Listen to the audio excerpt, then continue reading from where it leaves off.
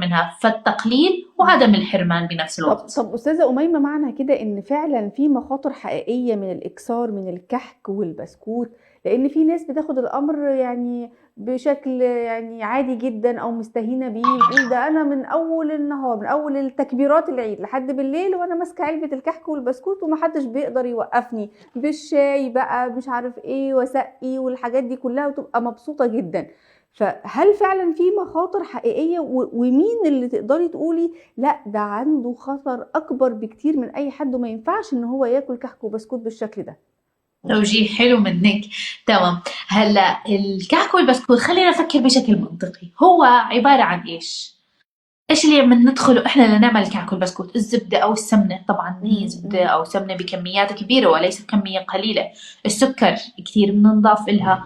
ننسى المطيبات والمنكهات اللي هي مثل اي نكهة اليانسون وهي الاشياء، بالعكس هاي اشياء صحية. لكن الاضافات اللي احنا بندخلها اللي هي السكر والزبدة او السمنة اللي عم تدخل عليه، هاي من اخطر الاشياء اللي نحن ممكن نتناولها، وخاصة اذا تناولها بكميات كبيرة. ليش؟ لأنه إحنا بنعرف السمنة الكثيرة أو شو بتعمل؟ ممكن تأثرنا على ارتفاع معدل الكوليسترول بالجسم، ارتفاع معدل السعرات الحرارية اللي إحنا عم نتناولها، عم بتؤدي إلى ارتفاع سريع في معدل في نسبة السكر في الدم ونزوله بالمقابل بشكل سريع. فبصير في عنا اختلاف بعمليات الأيضية في الجسم، بتأثر علينا عكسيا أكيد، وبتأثر على الدماغ، بتأثر على كل العمليات الحيوية. فهون نحن صار في عندنا المكونات تبعها هي عم بتأثر لنا بشكل سلبي على الجسم. فأكيد إذا أنا إنسان صحيح ما عندي مشاكل صحية أثرت علي بشكل سلبي، فما بالنا الأشخاص اللي اللي عندهم عنده مشاكل مشكلة صحية. صحية، مثل مرضى القلب أو مثل مرضى الكوليسترول، مثل اه، مرضى السكري، الله يعافيهم السكر جميعا. بالظبط. هدول من أكيد هدول من الأشخاص اللي جدا عليهم تحفظ في كل أنواع الأغذية اللي هم بيتناولوها، حتى مرضى ضغط الدم، تصلب الشرايين، الأطفال، كل الفئات العمرية هاي، النساء الحوامل كمان ما ننساهم دائما. هذول من الفئات اللي كتير بنحذر على أنواع الأغذية وكميات اه الأغذية اللي اه بيتناولوها.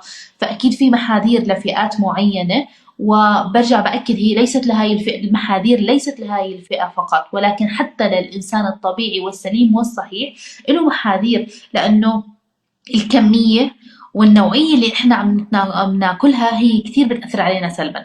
فالكمية احنا صراحة ما عم نعرف انه، يعني خلينا لو فكرنا بالمنطق، انا لو اكلت قطعة واحدة تمام ما عندي مشكلة، لانه اكيد مش ححرم نفسي.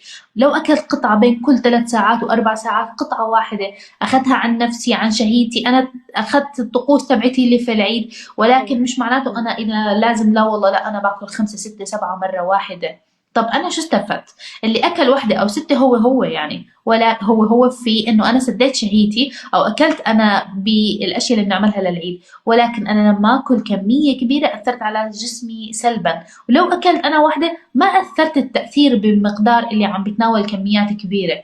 وبرضه نحط بالنا في الحسبان إنه إحنا في العيد